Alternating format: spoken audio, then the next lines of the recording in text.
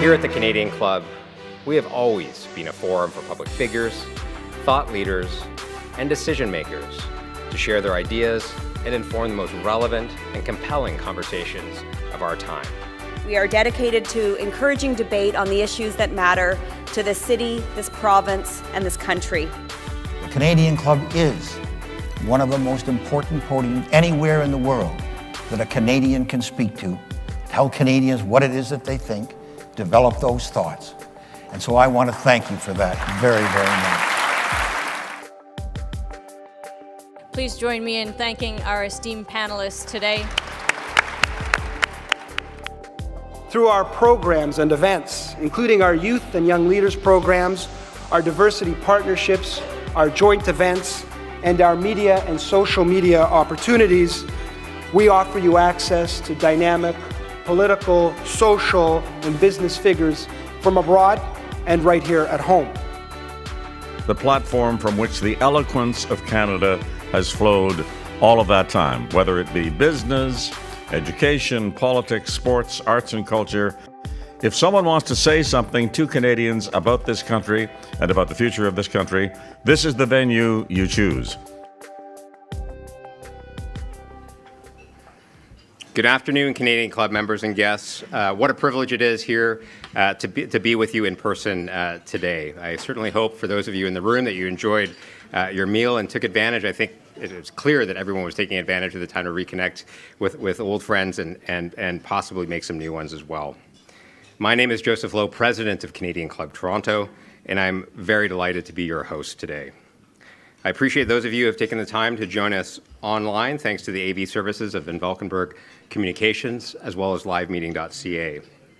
Our tickets for our in-person event sold out in just days, so we're certainly happy to be able to extend the platform to our audience digitally as well. We are also deeply appreciative of the generous sponsorship provided by Hydro One and Fasken, so thank you, Chris and Daniel, for making this event possible. And thank you to our season sponsor, Canadian Bankers Association, for their continuing support.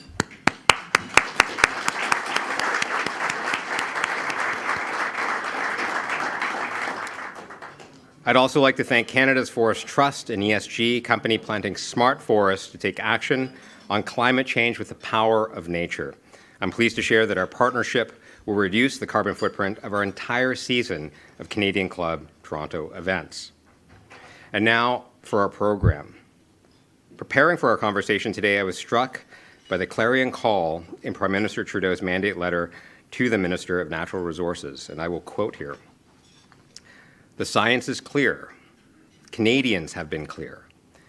We must not only continue taking real climate action, we must also move faster and go further.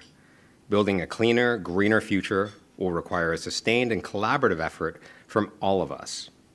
As Minister, I expect you to seek opportunities within your portfolio to support our whole-of-government effort to reduce emissions, create clean jobs, and address the climate-related challenges communities are already facing.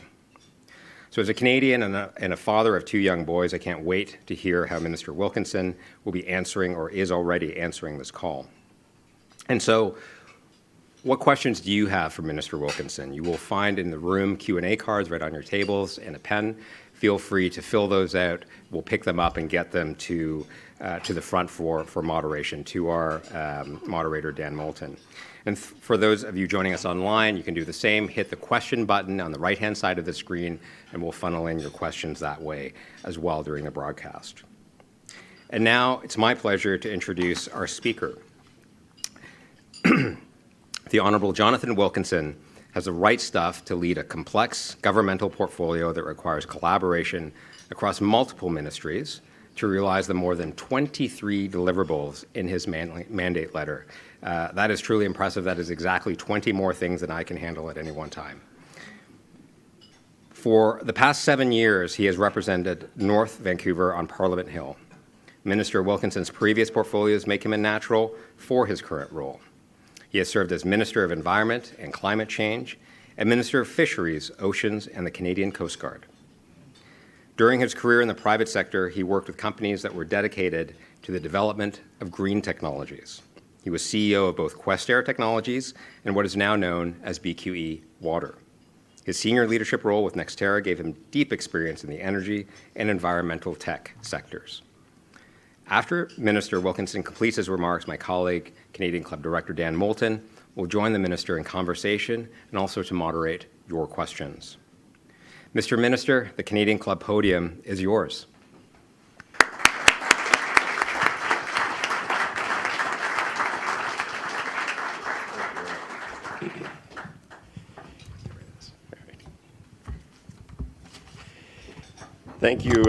Thank you very much for that kind introduction. Hello, everyone. C'est un plaisir d'être ici avec vous aujourd'hui. Merci au Canadian Club Toronto pour son accueil. It is always a pleasure to be back in Toronto. I grew up in Saskatchewan. I think David Hurley's here. We talk about that a lot. And I now live in British Columbia, but I was actually born in Ontario. I was born in the Sioux. I spent my early youth in Moosonee, if you can believe it.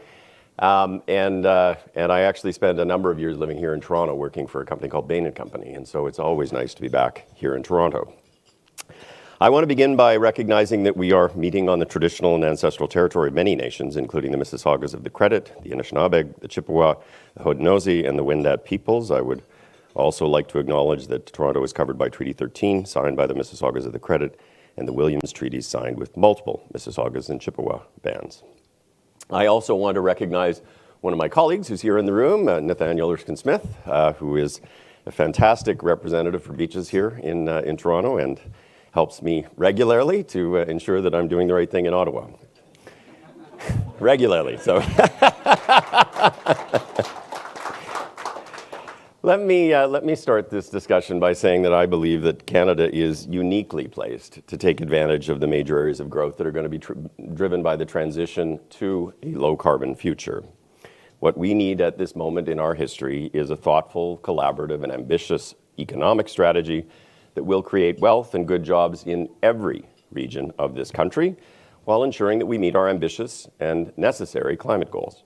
In this day and age, I don't believe there's any real debate in any province or territory about the reality nor about the causes of climate change. The scientific consensus is overwhelming, and it has been for many years now. I believe that the vast majority of Canadians in every province and territory understand the reality of what kind of world we will be leaving to our children if we do not address the climate issues in thoughtful and substantive ways.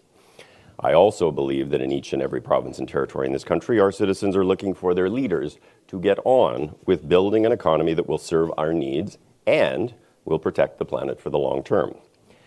However, where there is, and there should be, vigorous discussion and debate is how we make progress on reducing carbon emissions in line with what science tells us we must. True collaboration, almost by definition, requires compromise. It may seem obvious, but it bears stating that we simply cannot have a functioning federation without a fair degree of compromise. This applies to pretty much every file in government. But while we can and should compromise with each other, we cannot compromise with science. So we must remain united in our objective of lowering emissions at a pace and a scale that is consistent with what science tells us we must do in order to ensure a livable planet for future generations. But by all means, let us debate, let us collaborate, and let us compromise on the pathways to get there. It is in this context I'd like to talk about two broad subjects. First, the brutal and unjustified invasion of the ongoing war in Ukraine and the implications of this conflict for critical issues around energy security, affordability, and yes, climate change. And second, Canada's economic future in the context of climate change, namely how we can work to ensure that all regions of Canada secure the jobs, economic opportunity, and prosperity that are available in the transition to a low-carbon future for those who act thoughtfully and early. Commençons par l'Ukraine. As you well know, the effects of the war in Ukraine are having significant implications well beyond Europe. Because of Russia's illegal invasion, energy affordability and security are now at the forefront of international affairs. I was saying in the conversation over lunch that Natural Resources Canada is typically a department that is quite domestically focused. It is no longer domestically focused. Half of the job in this portfolio is related international energy security issues. The conflict has exposed the vulnerability of global markets and impacted the supply chains for many other key commodities and industries. Significant volatility in energy markets have resulted in elevated and unstable pricing. The energy security implications for Europe are potentially devastating. For the Europeans, this isn't just a matter of inconvenience. This is about a fundamental threat to their ability to provide the basics for their citizens: heat for their homes, fuel to transport food and goods, power to sustain their industries. Not surprisingly, Western European countries are working vigorously to secure predictable energy supplies in the context of what is an increasingly belligerent Russia. In the short term, Europe is looking to replace Russian energy imports with those from other countries, while concurrently aggressively accelerating a transition toward non-emitting and more secure forms of energy, including renewables, hydrogen, and nuclear. Europe's efforts to transition to non-Russian sources of oil and gas, reduce consumption, and shift to renewables and hydrogen is not sequential. They are looking to do all of these things concurrently. And as part of these efforts, they have asked for help from their friends. And Canada has responded. We were the first country in the world to ban imports of Russian oil and petroleum products. We then worked with industry to increase oil and gas exports in the short term by about 300,000 barrels a day equivalent by the end of 2022, and we are on track to meet those numbers.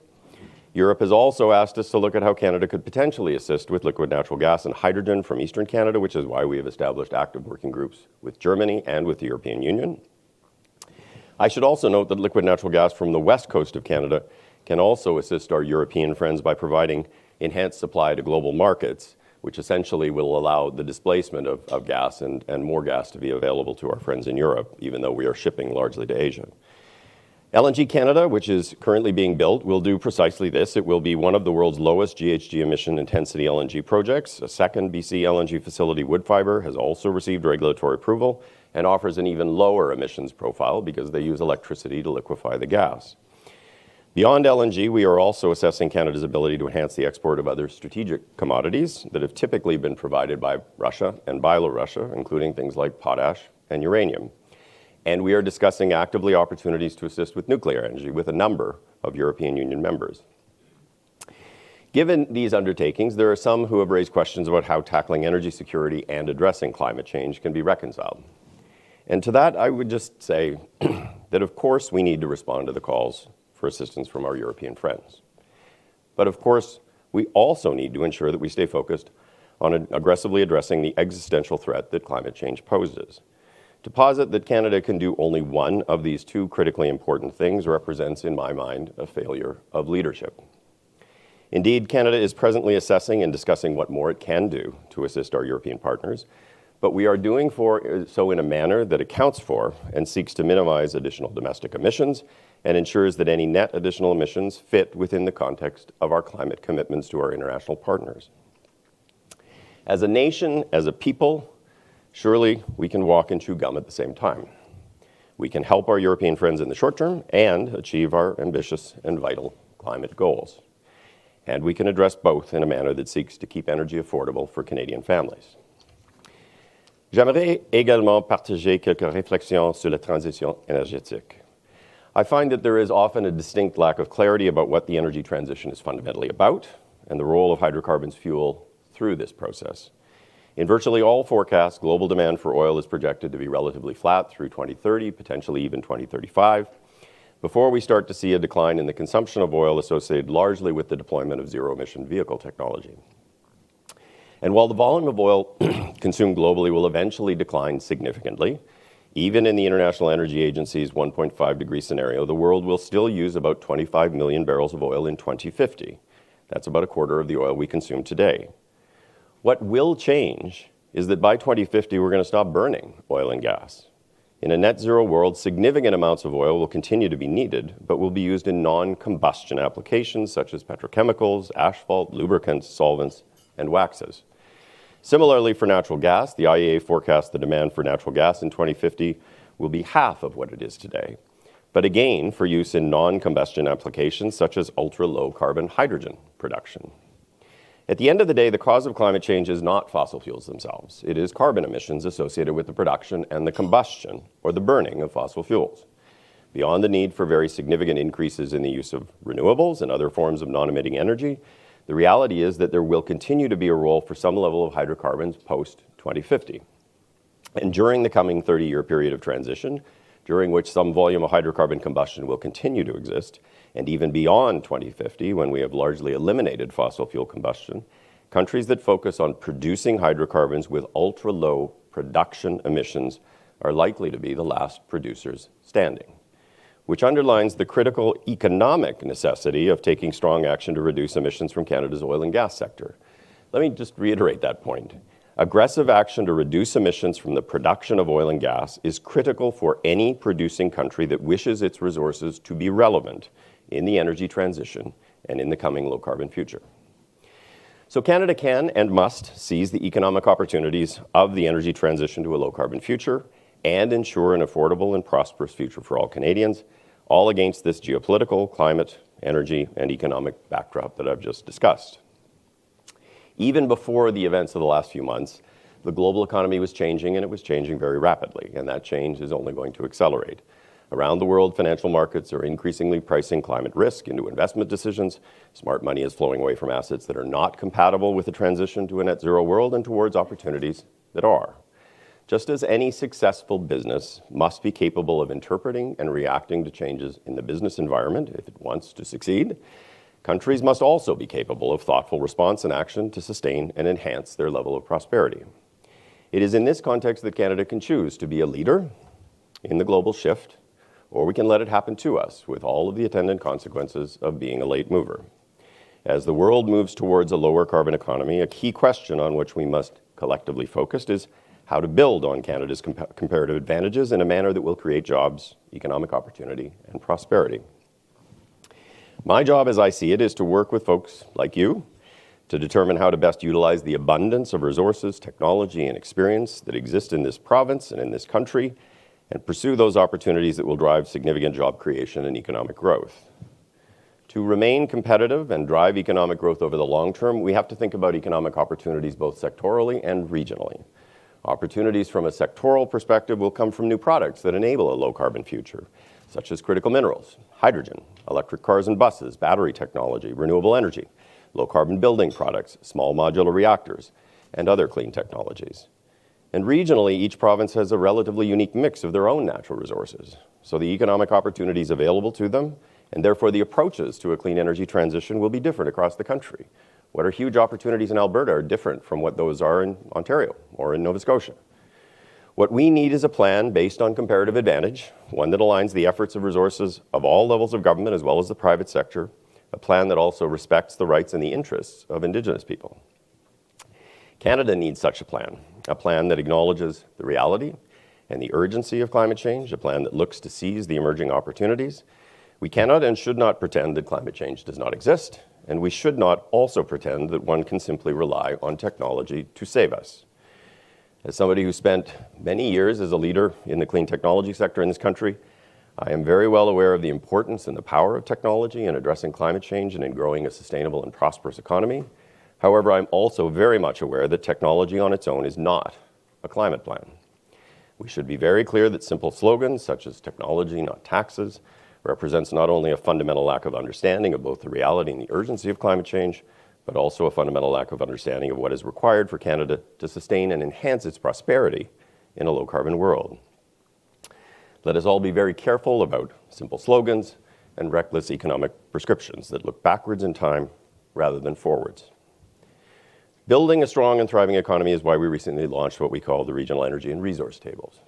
The goal of these tables, which are being launched in partnership with federal, provincial, and territorial governments, will be to identify the most significant 3, 4, 5 areas of economic opportunity in each province and territory that will be enabled through a transition to a low-carbon future.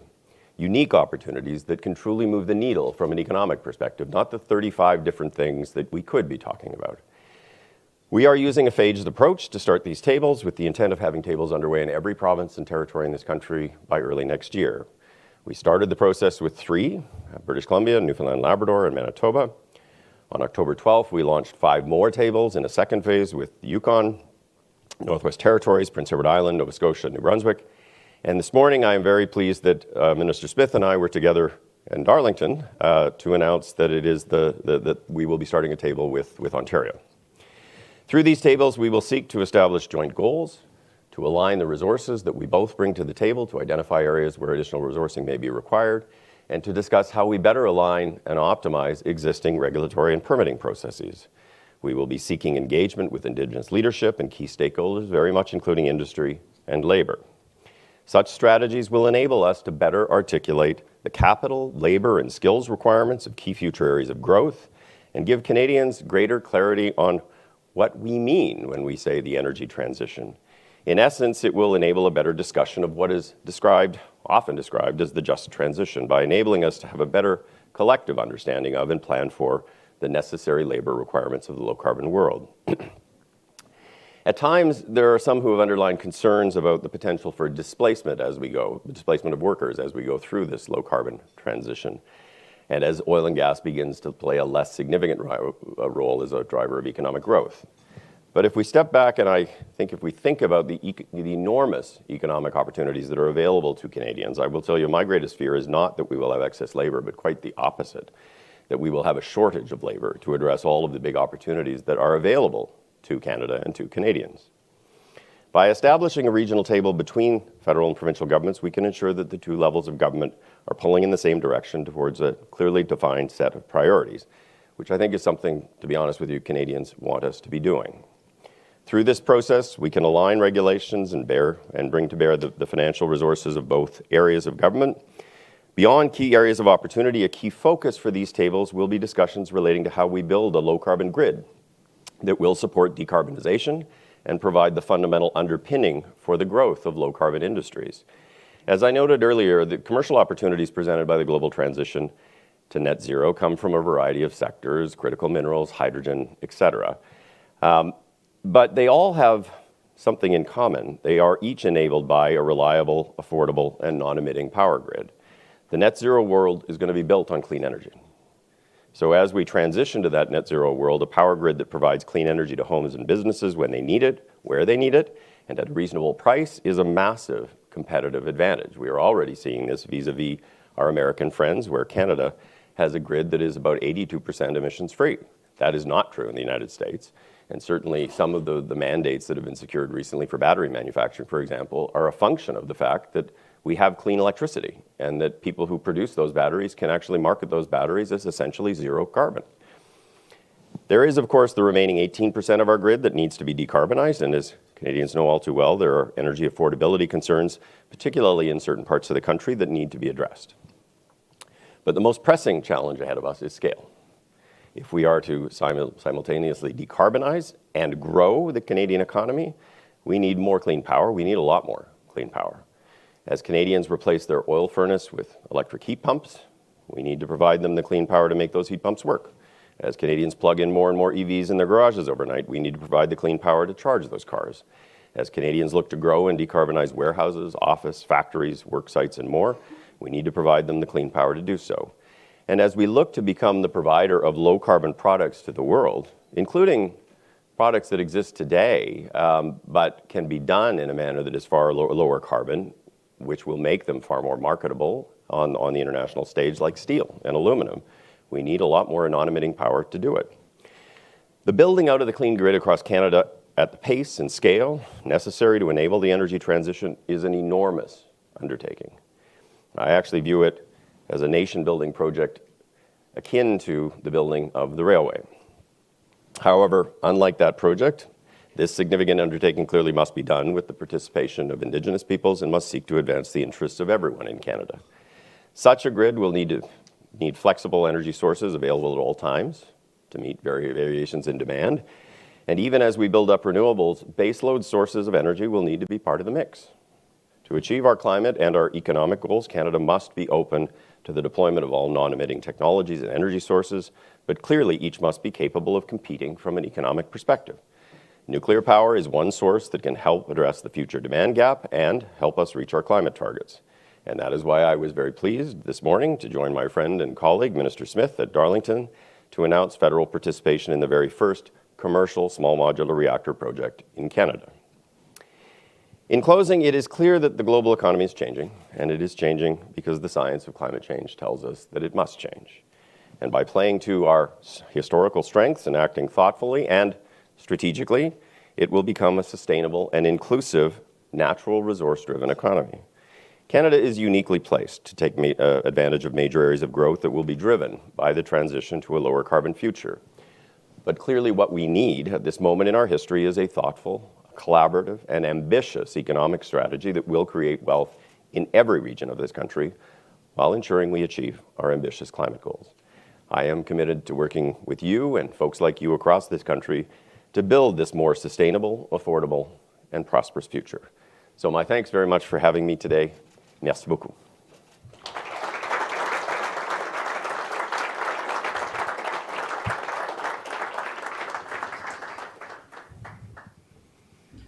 Thank you very much, Minister.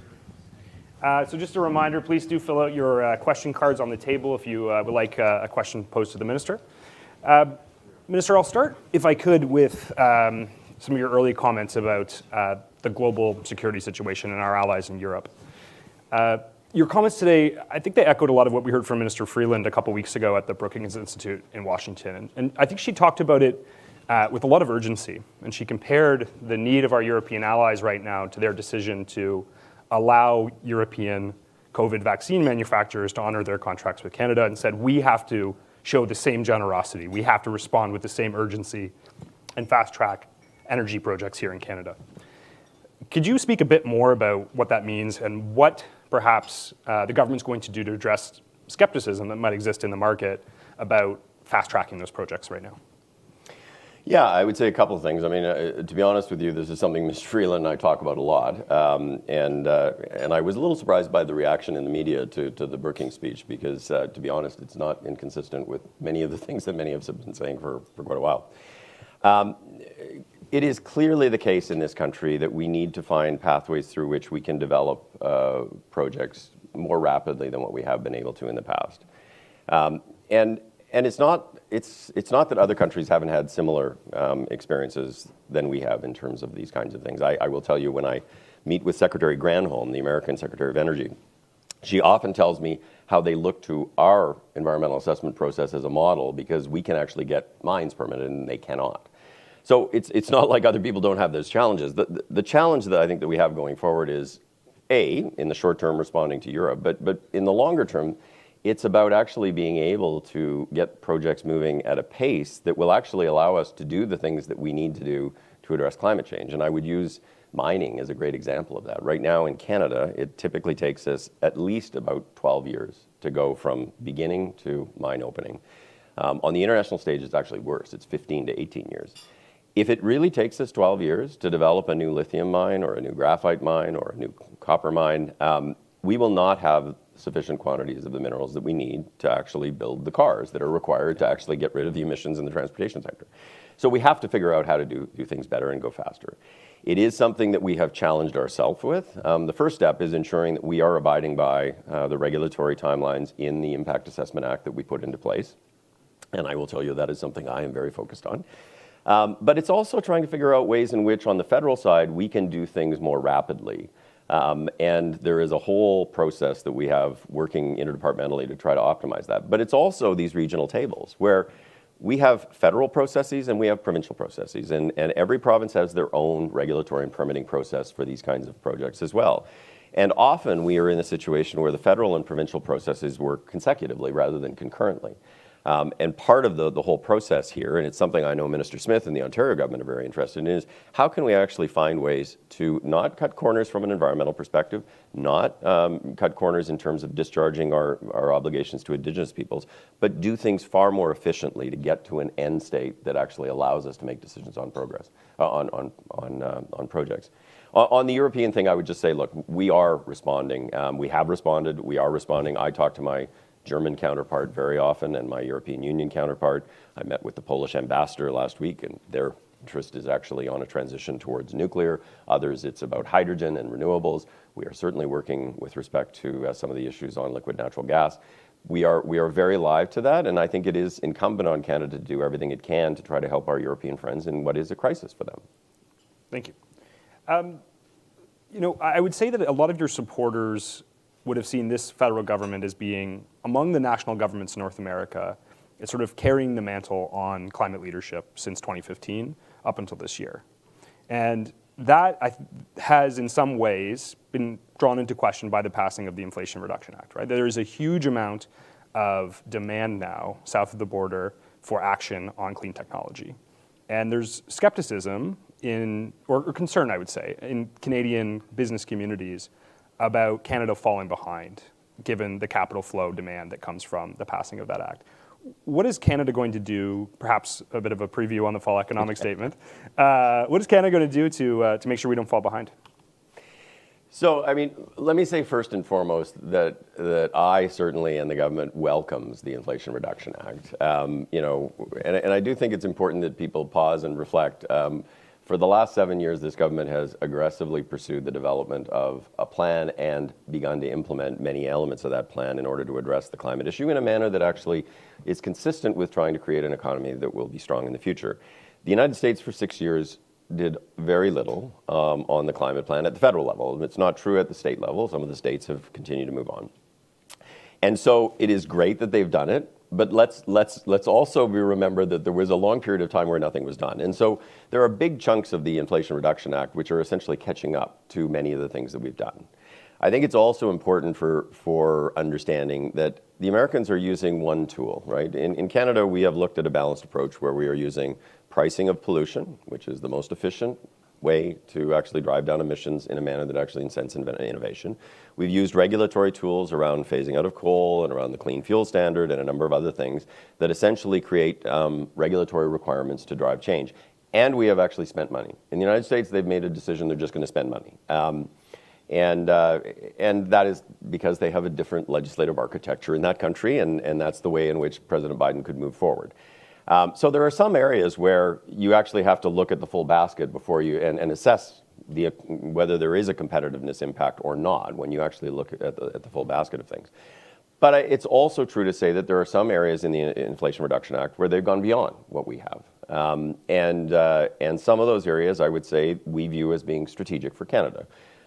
Certainly some of the things that they've done relating to hydrogen are a challenge. I think some of the tax-related measures they put into place or are planning to put into place relating to battery manufacturing and minerals processing create a challenge.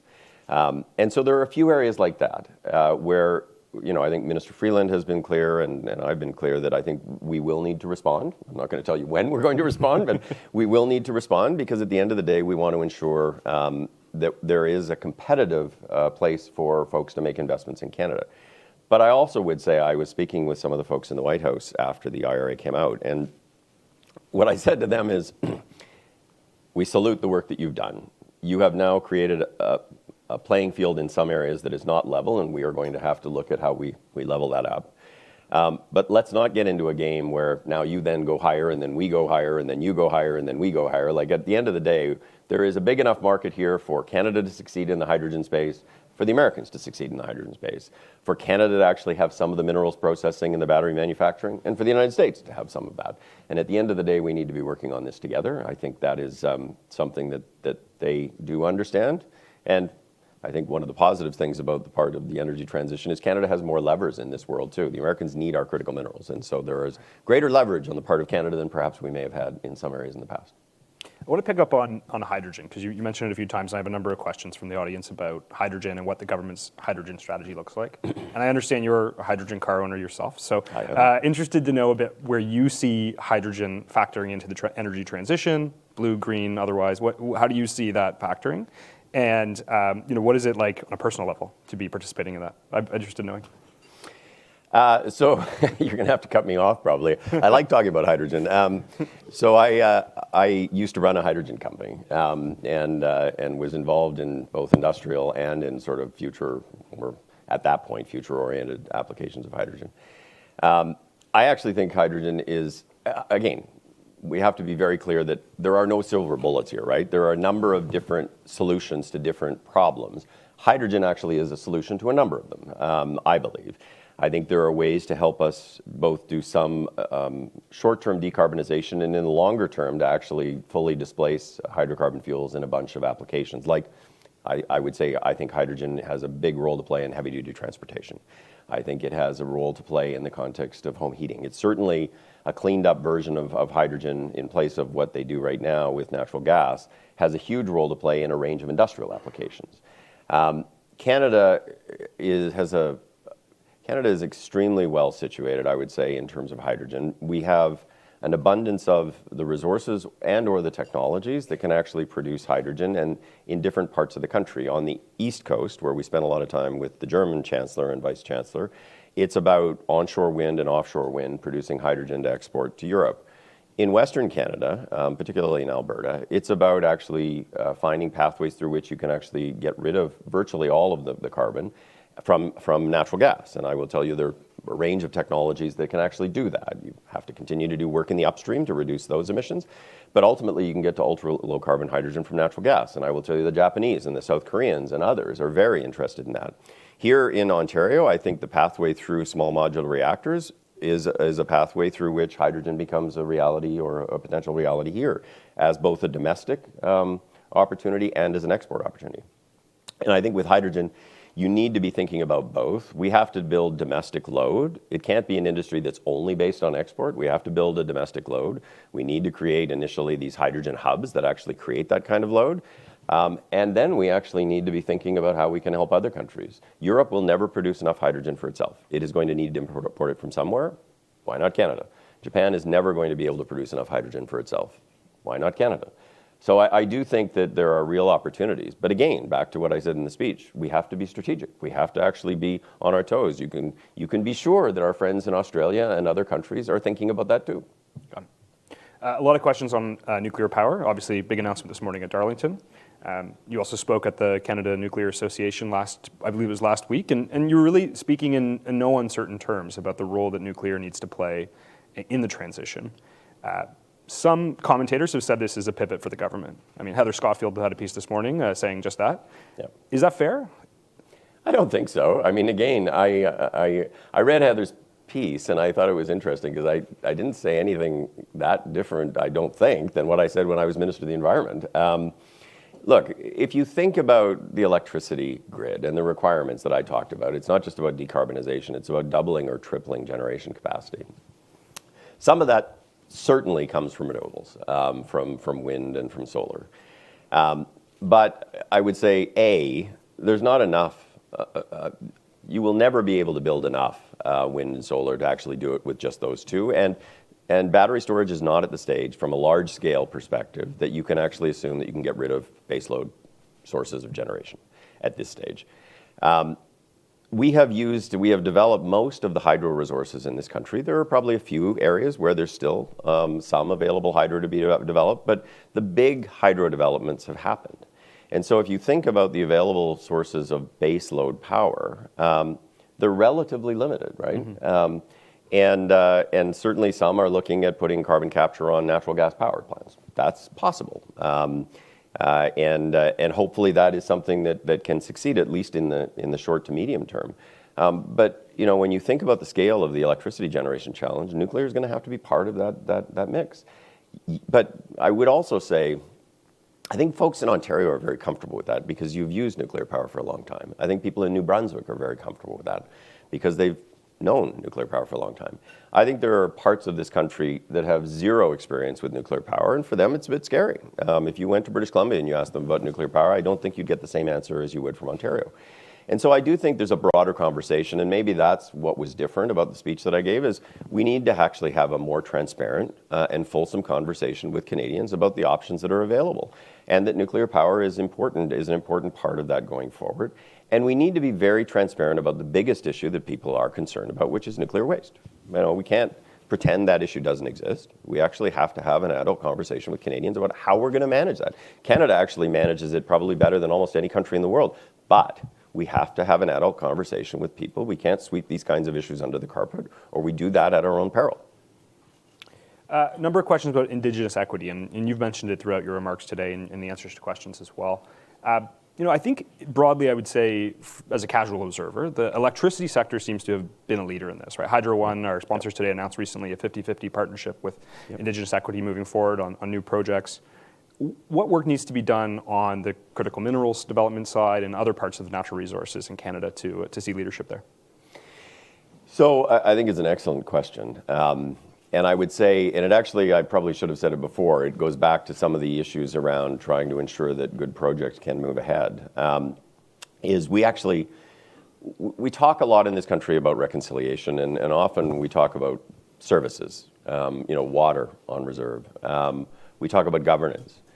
But I would say the part that we haven't spent enough time on, and to be honest, I think drives reconciliation more generally, even across these other things, is economic reconciliation.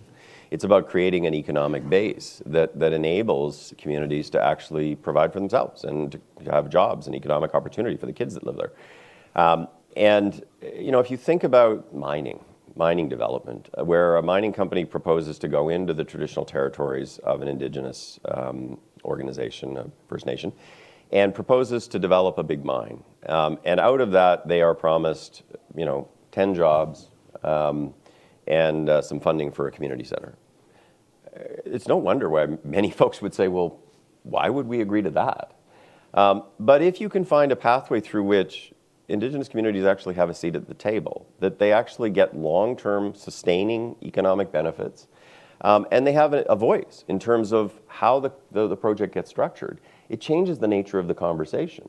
And I'm not saying bad projects should go ahead, but it changes the nature of the conversation where you can actually enable a constructive conversation where in past I think we've had conversations that were not always constructive.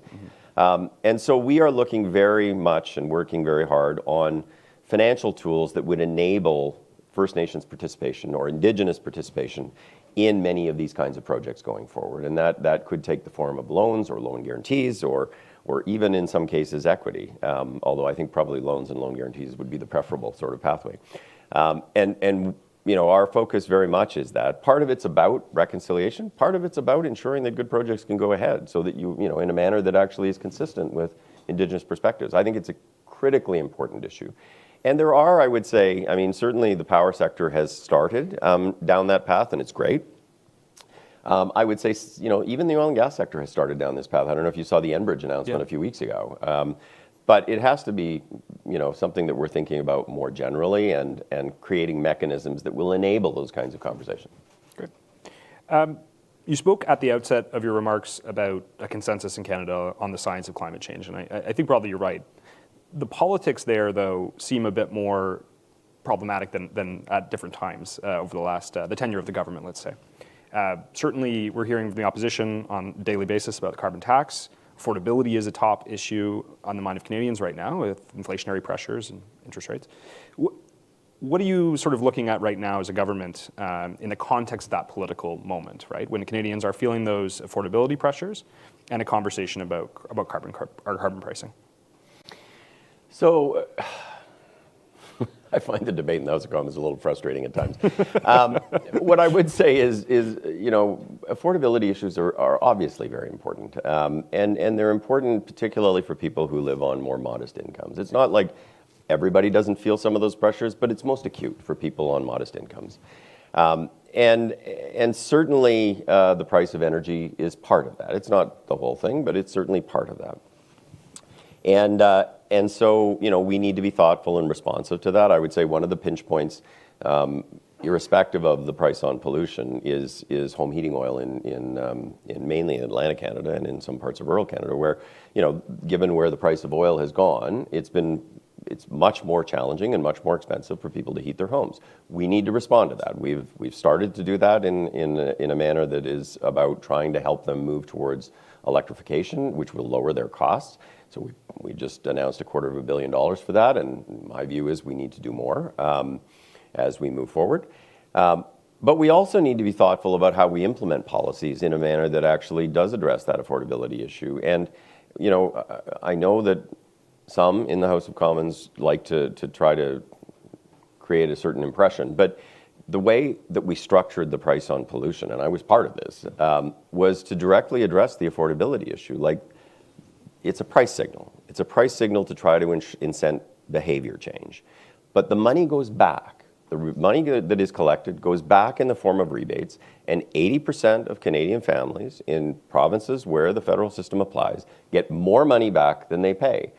We structured it that way explicitly to ensure affordability. We could have kept them all the money and spent it, but we wanted to ensure that we were addressing the affordability issue in a thoughtful and substantive way. And we wanted to ensure that we could sustain the price on pollution going forward because people understood that it wasn't just taking money out of their pockets. But at the end of the day, not to be overly partisan here, but I would say that I do find it just bizarre in this world that a market mechanism that incents behavior, that is the most efficient way to reduce emissions in a manner that incents innovation, a market mechanism that conservatives would normally have said that's the way to do it, is something that is rejected in favor of massive government intervention. Like it just belies logic. So I find the discussion frustrating. I would tell you in the last election campaign, while I didn't fully agree with exactly how their platform was structured, I thought it was an enormous step forward when Erin O'Toole adopted a price on pollution as part of his platform. That has obviously changed under the new leader. I think that's very, very unfortunate. And it's not only unfortunate for just Canadians generally, I think it's very unfortunate for Canadian industry, because one thing that Canadian industry needs is certainty. If you're asking folks to make big investments, they need to know that, for example, the price on pollution will continue, and that the price schedule that's baked into that is something they can count on. And so, we are working on mechanisms through which we can do that. You will not see the Pathways folks in the oil sands making massive investments in emissions reduction technology unless they can be sure that in 2030 that carbon price is going to exist. And so we are talking about things like contracts for differences to try to ensure that we actually provide the certainty that will enable private sector investment. But nobody wins from this kind of uncertainty. And at the end of the day, my view is the vast majority of Canadians know climate change is real, know we need to deal with it, and they should be demanding of all of their politicians that they have a credible plan that actually will address the emissions issue, but do so in a manner that will incent and create an economy that can be strong and prosperous in the future. Thank you. I got the signal we've got to wrap up soon, so I'll ask you one last quick question. Okay. Any book reviews? What are you reading right now? Oh my God. I will tell you, I would love to be reading more books. I actually go home with like 4 binders every night. And my chief of staff is sitting there, she can tell you. So I typically am simply reading everything that folks give me. I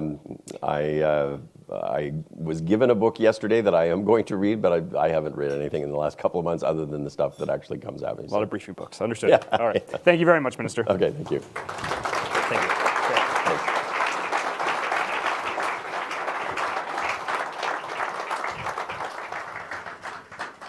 To offer a formal thank you to the Minister, I'd like to welcome Chris Lopez, CFO, Hydro One.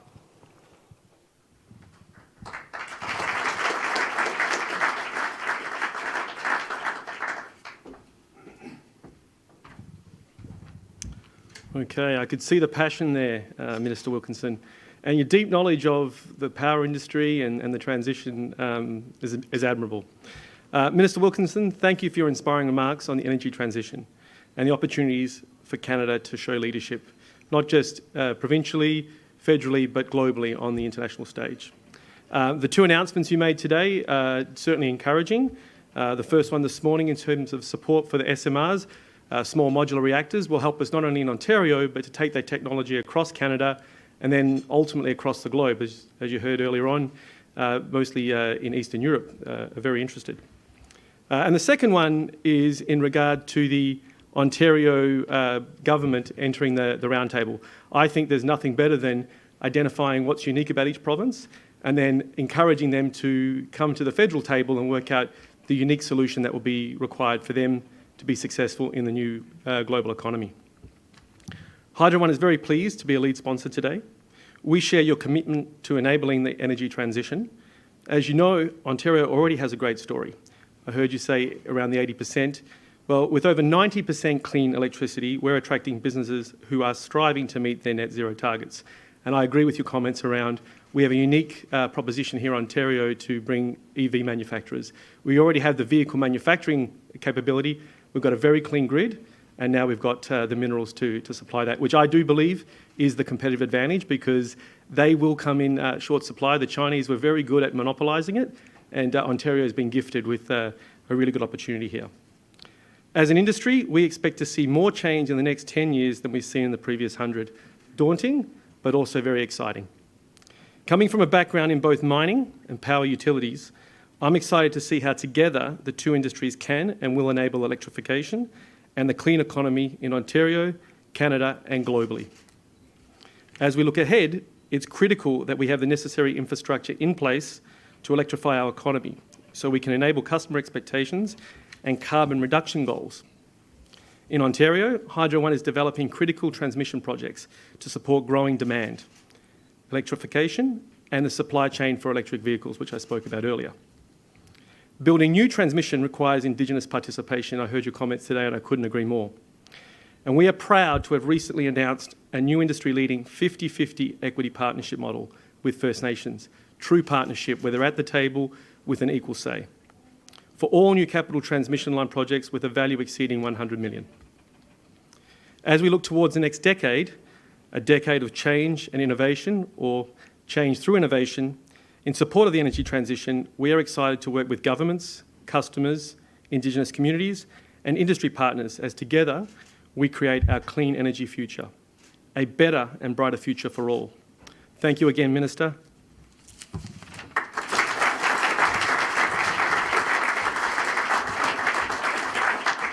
So before you leave, a quick plug.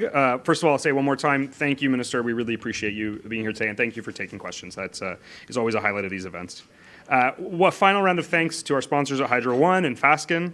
And a quick plug on some future events. On Monday, October 31st, Minister Bethenfalvey, Ontario's Minister of Finance, will be here for a speech at the Canadian Club breakfast to discuss building Ontario in uncertain times. And on Thursday, November 3rd, the founder, chairman, and CEO of Vista Equity Partners, Robert F. Smith, will be our guest of honor. Visit thecanadianclub.org to learn more about our upcoming events and purchase your tickets.